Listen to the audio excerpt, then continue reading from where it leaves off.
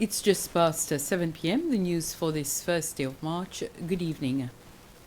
There have been no changes with the dedicated fund assistance for breakfast and lunch for students in secondary school. This has been confirmed by the Ministry of Education after a document to this effect has been circulating on social media.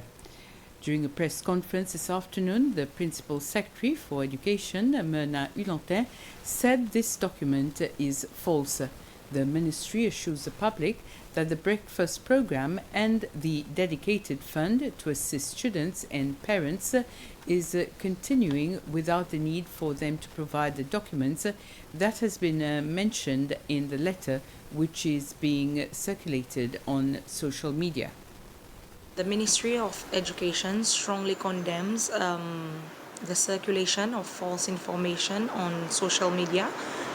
Such information has a negative impact on the lives of our vulnerable students and parents as well. The government remains committed in ensuring the development and the progression of our breakfast program. There has not been any instruction on our side to stop giving assistance to students. The dedicated fund is an assistance that we give to students and parents, and it is something which is here to stay. The Department of Finance has given further details about the 10% increase in stipend for students studying in 17 countries, including the University of Seychelles. During a press conference held this afternoon at Liberty House, officials from the department explained that 300 students who are in 17 countries are benefiting from the increase, which took effect on the 1st of January. The stipend is benefiting students under a Government of Seychelles scholarship. The monthly stipend is used on accommodation, food and transportation, as well as other costs incurred while studying.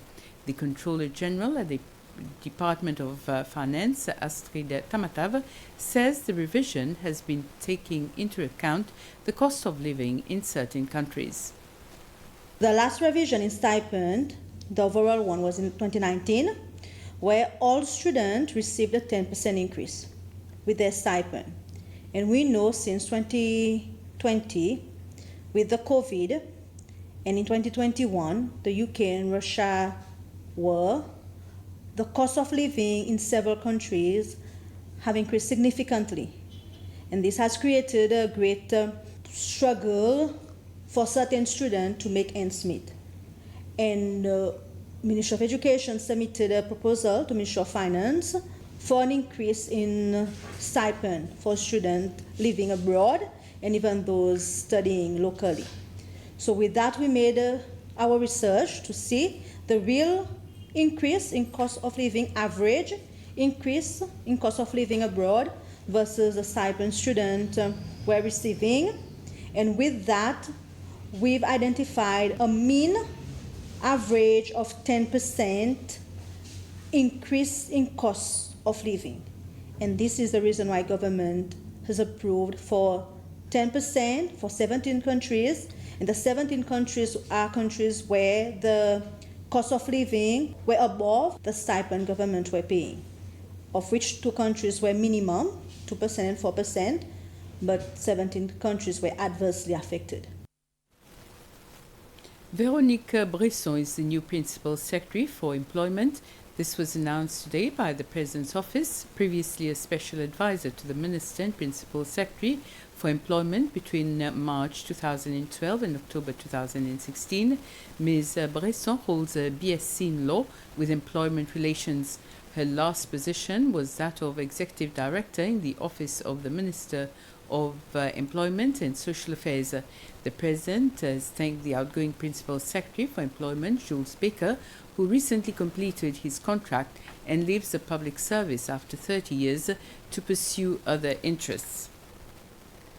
Pralin's new jetty Hérault, situated on Eva Island at the center of Besetan has been very busy since 7 this morning. Everyone our journalist spoke to described the new jetty as beautiful and comfortable. There were a few hiccups regarding the flow of passengers embarking and disembarking, and this was communicated to the officers of the Seychelles Sports Authority, who were present since early in the morning to ensure that everything went smoothly on the first day of operation. Today we are assessing the operations, the departure, the arrivals and the cargo to see how we're going to improve on whatever we've seen. There's not much. It's only to put some demarcation because, as you know, we have two vessels at this port now. We have Cat Coco and Cat Rose, which we have to know exactly where the passengers, it has to be visible. They have to know where they're going to queue, where they're going to depart, how their cargo is going to be charged on the boat, how the process is to be done physically. We have announced, yes, but now it has to be seen physically and see if there will be any improvement. We are here today with the Port Authority and we'll be assessing all these areas and see if we need some improvements. I'm sure there will, but very little, otherwise everything is working well. The challenges, procedures and the law are among the topics being discussed in a convention for the information officers in various governmental institutions. The event was organized by the Information Commission together with the Anti-Corruption Commission of Seychelles, ACCS, and the British High Commission. We are organizing this for the information officer. It's been a while that we don't meet in a very big group, and this year we've seen it very important for us to meet everyone. So for them to share weakness, the recommendation, and for them also to be prepared to go back to work and be able to give out information. The World Organization of the Francophonie, in collaboration with the Seychelles government, has organized the first regional fair in the Indian Ocean for young entrepreneurs, as well as those who aspire to join the field of the blue economy. This event was officially launched this week at the International Conference Center. The objective is to strengthen the capacity of young people and give them the necessary skills so that they can carry out their projects within the framework of the development of the economy and society. The Sri Lankan High Commission to Seychelles, Shrimal Wickramasinghe, says that he is looking forward to further strengthen the already close and warm relations between his country and Seychelles. Mr. Wickramasinghe was addressing guests at the commemoration of the 75th anniversary of his country's independence at the Savoy Resort at Beauvallon last night. To note that Sri Lanka's National Day or Independence Day was on the 4th of February. The Foreign Affairs Minister, Sylvestre Radegon, also commented on the excellent ties between our two countries, and both dignitaries also toasted to the good health of the leaders of Sri Lanka and Seychelles and the well-being and prosperity of their people. Recently, there are over 2,000 Sri Lankan workers employed in various sectors contributing to Seychelles' economy, and I'm confident it will continue to grow. Ladies and gentlemen, the two governments have always expressed desire to continue to work very closely. The two island states share experience, people-to-people relationship based on shares, cultural, diplomatic, commercial aspiration, which are beyond politics.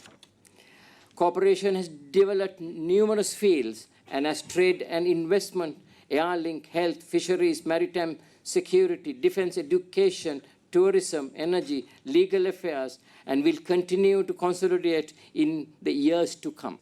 I look forward to further strengthening an already close and warm relation between the two countries during my tenure.